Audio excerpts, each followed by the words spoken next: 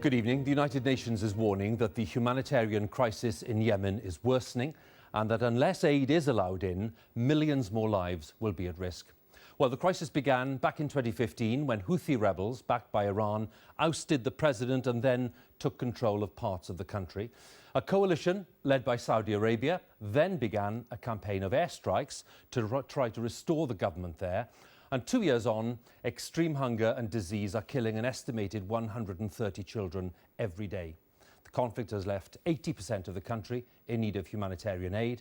7 million people are now fully reliant on food aid, much of which is not able to get through because of a blockade. From Yemen, my colleague Clive Myrie has sent this extended report. This is a story about war and its humiliations, the stripping of dignity. But it's also about the desert trek to safety.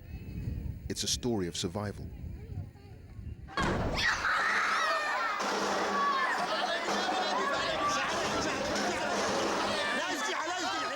There's panic at a school in the Yemeni capital Sana'a, a city under Houthi rebel control.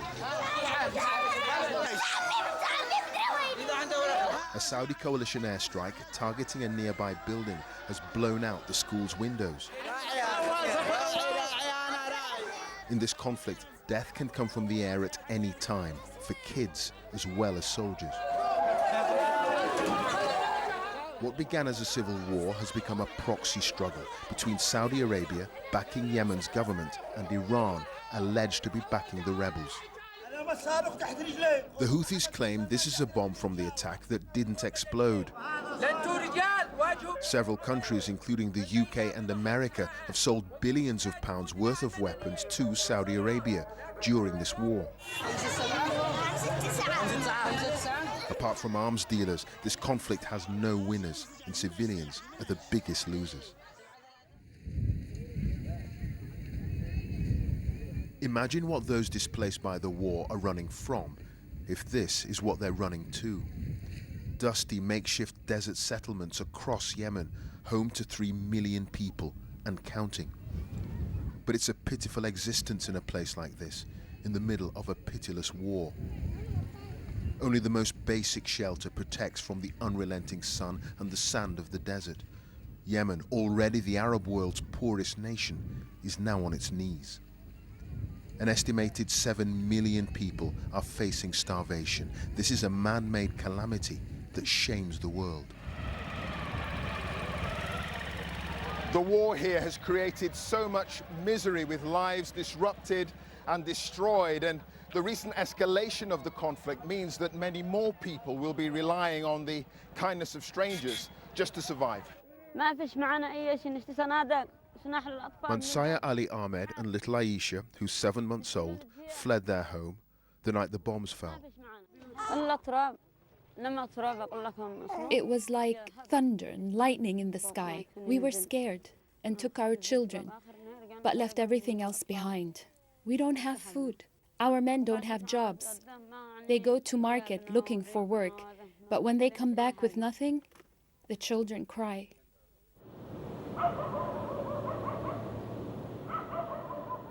Aden is one of the ports at the end of an aid pipeline that helps sustain more than 21 million people here. That's 3/4 of the population. But it's a precarious humanitarian operation as Saudi Arabia controls Yemen's borders.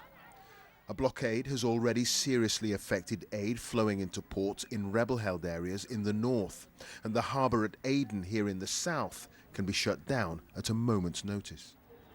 Saudi Arabia says sealing this country's borders will cut the flow of weapons to rebel forces. But aid shipments can be searched and verified, so why prevent all goods coming into Yemen? While using aid as a weapon of war is nothing new in this conflict. The Houthi rebels have themselves been accused of blocking aid convoys, so despite warehouses full of food, millions are at risk of starvation. Aid workers acknowledge this is a dirty war where both sides have questions to answer. They have their own tactics to use the aid we are bringing into the people, either to prevent it from people or give it to the people that they favor, and for sure that is how they use the aid. And if we cannot reach people to give them this food, then definitely they will die.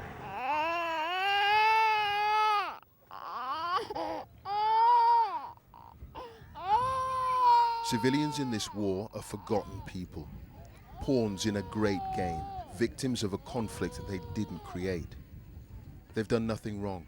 Their only crime was being born here. Clive Myrie, BBC News in southern Yemen. The charity Save the Children is warning that 50,000 children under the age of 5 in Yemen are expected to die this year from hunger or disease.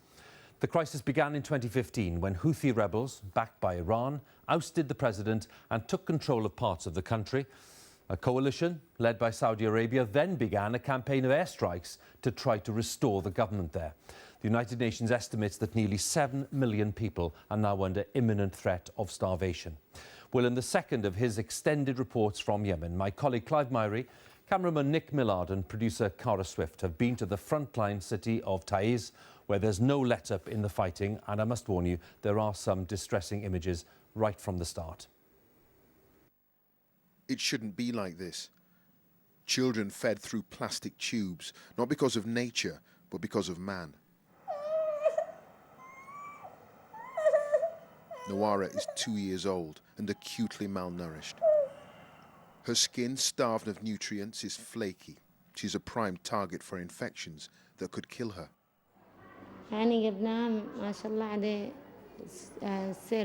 She had diarrhea and vomiting when we first came to the hospital. Now they feed her through a pipe. There seems to be nothing we can do. Who can I blame? I don't know. The tragedy of the Yemen war is that Nawara is far from alone in her suffering. There are 500,000 other children straddling life and death. It's estimated a child is dying of a preventable disease here every 10 minutes. The city of Taiz, population 600,000, sums up Yemen's dystopian nightmare. It's a city sinking under the weight of war. No one seems to be in control here. Rubbish piles up in the streets. It fills the local canal instead of water. Much of it bags of human excrement. Cholera is rampant. Taiz sits on the front line of this country's war between Saudi-backed government forces and Houthi rebels, allegedly supported by Iran. Win Taiz on the main highway running north to south across Yemen, and you dominate the southern battlefield. A commander with forces loyal to the government points out the positions of the rebel army. The Arab coalition supports us with airstrikes and light weapons, and some heavy weapons, but not enough. Their efforts are important to liberating Yemen, but we need more heavy weapons.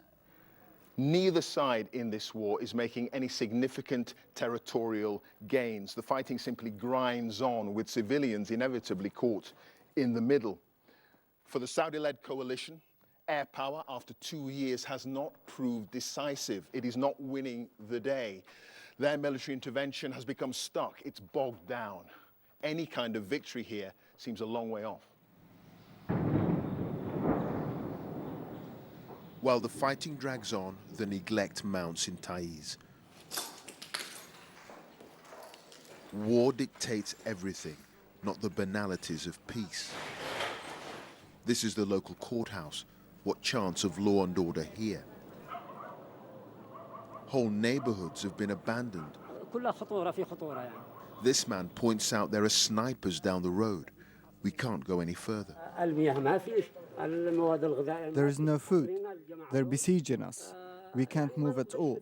Our lives are full of danger, and no one is helping us. Taiz has been forgotten. And every citizen has a war story, though some require no words.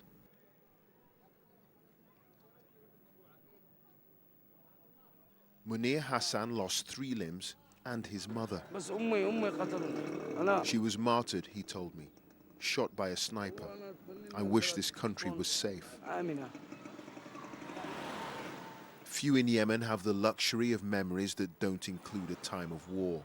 Through Britain's colonial era in Aden, the years of communism, civil war, and now the proxy struggle of regional powers that sees Saudi Arabia so prominent here.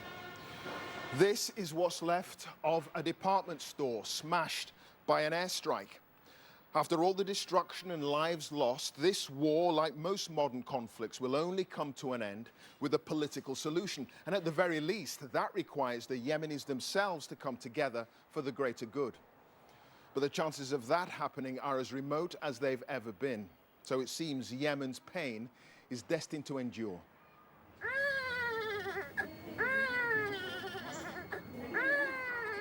All the malnourished children in this humble ward are victims of grand designs.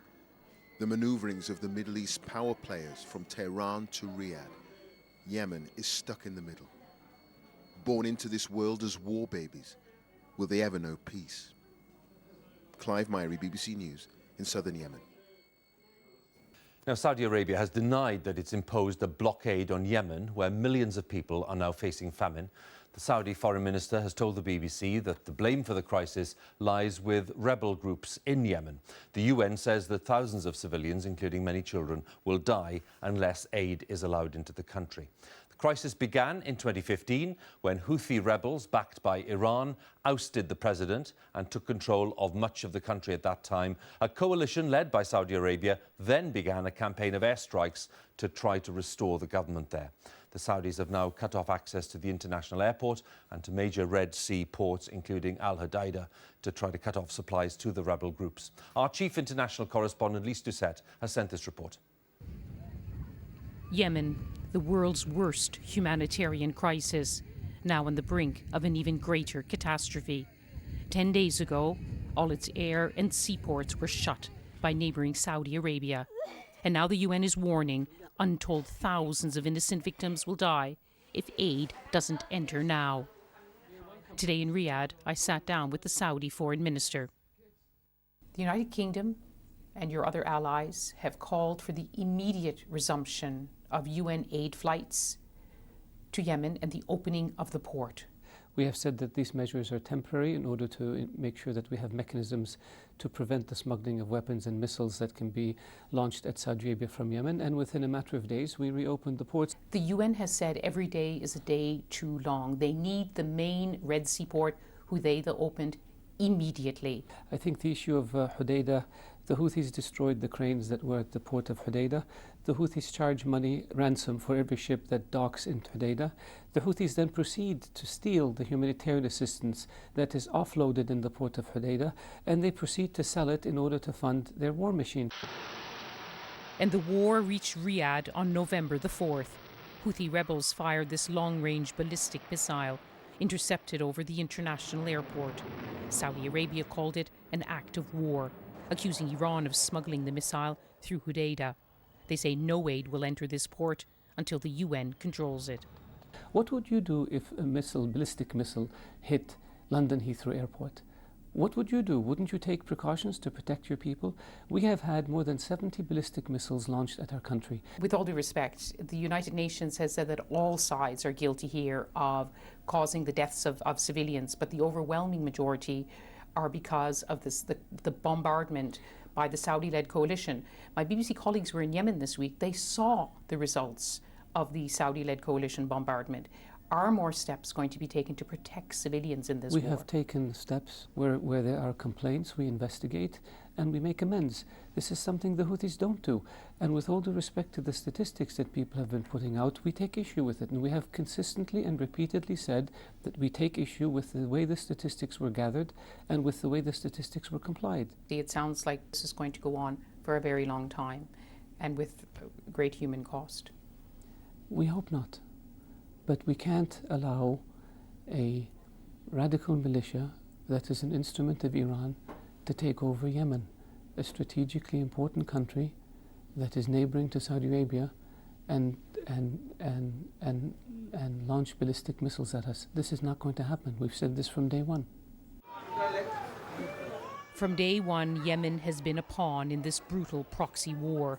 only a political solution will end this. But with every day, its people keep paying a heavier price. Lise Doucette, BBC News, Riyadh. Now, the International Red Cross says the number of suspected cholera cases in Yemen has now reached 1 million. It says the figures highlight the humanitarian crisis, which has left more than 80% of the population facing food and water shortages. The country, the poorest in the Arab world, has been caught up in a 2-year civil war between supporters of the president, who is backed by Saudi Arabia, and a rebel group, the Houthis, who are linked to Iran.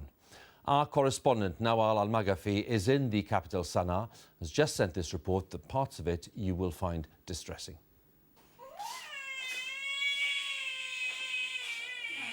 This is 11-month-old Abdel Ilah. Exhausted and beyond despair, he's just one of Yemen's starving children. With his belly swollen from malnutrition, there are 400,000 other infants suffering just like him. Once confined to rural areas, the threat of famine has now reached the capital. Abdel Ilah's mother, Jamila, sits helpless at his side. She's already lost 2 other children to hunger. She tells me he's all she has to live for. My husband's salary used to provide for us. It would run out at the end of the month, but he would get paid. Everything was okay. Now, all we eat is bread and tea. All the infants here were born into this war now in its 3rd year. From birth, it's a struggle to survive. 8-year-old Ala has just arrived, and he's just been given his first proper meal in days. He's from a family with a well-paid government job, but for over a year, anyone working for the state hasn't received a salary. So the family quickly fell into poverty. Too ashamed to ask their own family for help, they struggled in silence. I break one piece of bread between 2 children, and another is shared out between the rest. That's all we have. At night they ask for dinner. They cry, but I can't give them anything, so they sleep hungry. It's really heartbreaking. In Yemeni culture, it's shameful to go out and ask for help. And I'm shocked that Jamila waited till her son was in this state before she asked her sister for money to bring him here. It makes me wonder how many more people are starving in their homes. And here's the incredible thing. Whilst millions of people are starving across the country, supermarket shelves in the capital are stocked high with food. But ordinary Yemenis can no longer afford to shop here. A once busy store, now empty.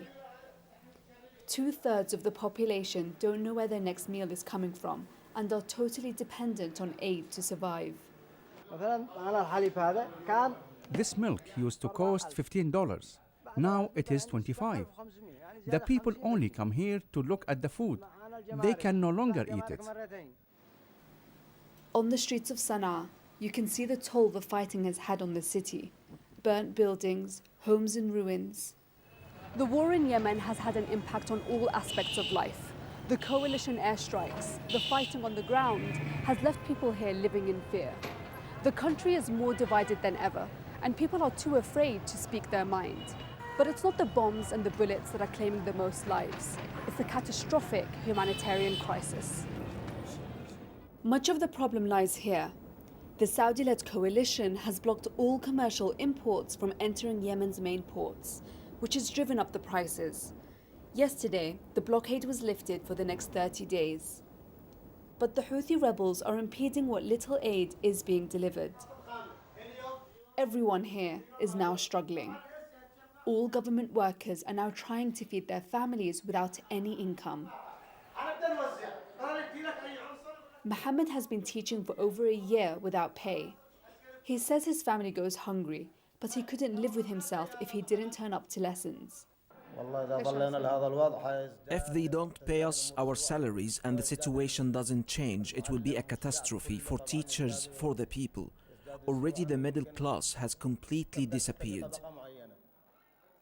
The UN says Yemen is the world's biggest humanitarian crisis. But according to its resident coordinator, the international community isn't doing enough to stop the war. There is a glaring lack of pressure beyond the words. There's been words come out of the US, there's words come out of Europe, there's words coming out of the UK and everywhere else, but it's not translated into a pushback on this action. And the only solution is political. So the political people have to get around this table and take a real full-hearted approach at fixing this. With the lack of international diplomacy and the war at a stalemate, those at the brunt of the suffering are the vulnerable. Nawal al-Makhafi, BBC News, Sana'a. The bloody civil war in Yemen has claimed thousands of lives and driven millions to the brink of starvation. The current crisis started 3 years ago when Houthi rebels took control of parts of the country. Last year, Yemen was hit by the world's worst cholera outbreak. Now, diphtheria, not widely seen in the country for 30 years, has returned. The BBC's Nawal al-Maghafi travelled to the remote village of Beit el-Habub, where more than 40 people have contracted the deadly, yet preventable disease. Hidden between mountains, Beit el-Habub has mostly been spared the violence of Yemen's civil war, but not its consequences. The people in this isolated village, halfway between the warring cities of Sana'a and Aden, have endured starvation, cholera, have had no schools and no healthcare. Now they face a new and entirely preventable threat. 14-year-old Rahma has diphtheria, a bacterial infection of the throat. If left untreated, it can kill within days. It's been virtually eradicated in most of the world, but has now come to Yemen. At first, she had a really bad fever. Then someone in the village died. Suddenly, a second person died from a sore throat. My daughter was terrified. She said, "Mum, my whole throat is white." It was so scary. And this is what it looked like. When I see my children helpless and sick, it breaks my heart. My daughter will die, and we have nothing to treat her with.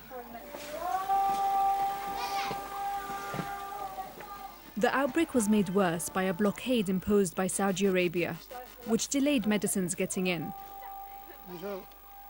Off camera, the villagers who we didn't film for their own safety told me the supplies that did make it here were taken by the Houthi rebels who control this area. As ever, it's the ordinary Yemenis who suffer. Because the nurses and doctors didn't get paid for months, they closed the local clinic and left. That's why all these diseases spread: cholera, diphtheria, and many others. The nearest hospital is an hour's drive. The villagers can't afford to get there. Can you show me one of maybe the patients that came yesterday? Yes, I can show you. Diphtheria spread through the air, which is why it's transmitted so easily. Sandra from the aid organization MSF introduces me to 10-year-old Zainab, who's finally on the mend. This war has starved us of everything. We must fight for food, water and medicine. Now we have nothing.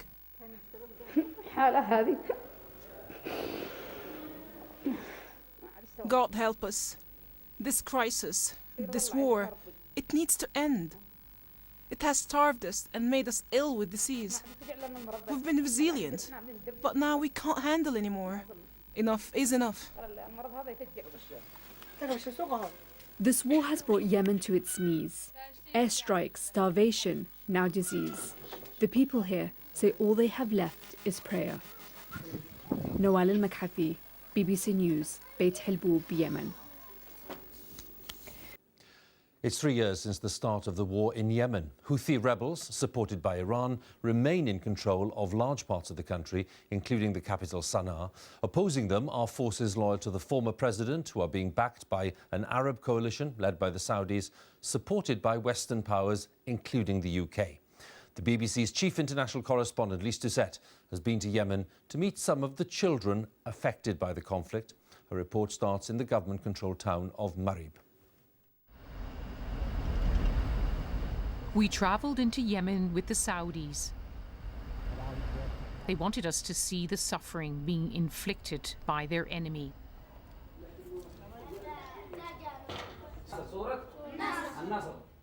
They took us to meet these boys, robbed of their childhood, forced to fight alongside grown men. Children in Yemen are recruited by all sides, but especially the Houthis. Hashim was 13 when his best friend was shot dead in front of him. خلاص قد أنا مدوخ مع جهتي قاتل وقد أنا قاتل وهكذا أنا الشي أرجع أخرج يعني أنسحب وبحوثي ثاني جنبنا رمانا قال لا تخرج قاتل لما تقتل ولا حرام نقتلك أنا. الحوافي بيخلوا أصحابهم في المؤخرة وإحنا يوم جهال العشرة بيخلونا في المقدمة.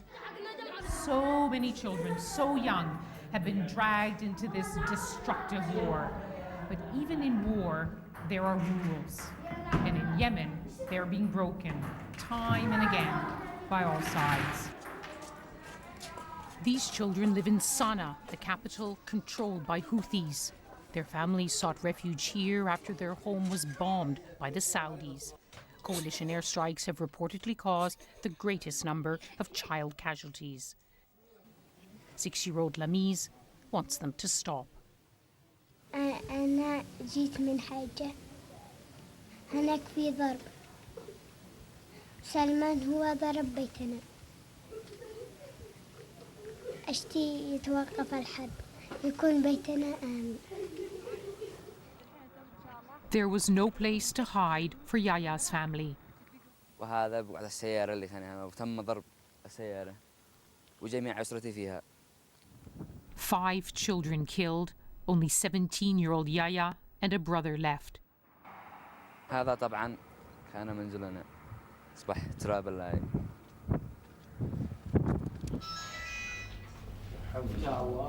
Back in government-held Marib, these men will always live with the cost of this conflict. So often, it's the youngest who lose the most. These little boys are being fitted with prosthetics at this Saudi-funded clinic. 11-year-old Abdallah mistook a landmine for a toy. فتحتها كذا ما يفتح فتحتها كذا بشدة تضمت يدي يعني شظايا أنا وفي رأسي يعني وفي رجلي أنا فقدتها يعني ما استركت بولا المدرسة يعني. 9-year-old Ala Yusuf wants to be a goalkeeper when he grows up, believing this won't hold him back. Yemen's conflict has had a crippling effect on all its people, the youngest growing up knowing nothing but war. Lise Doucette, BBC News, Yemen.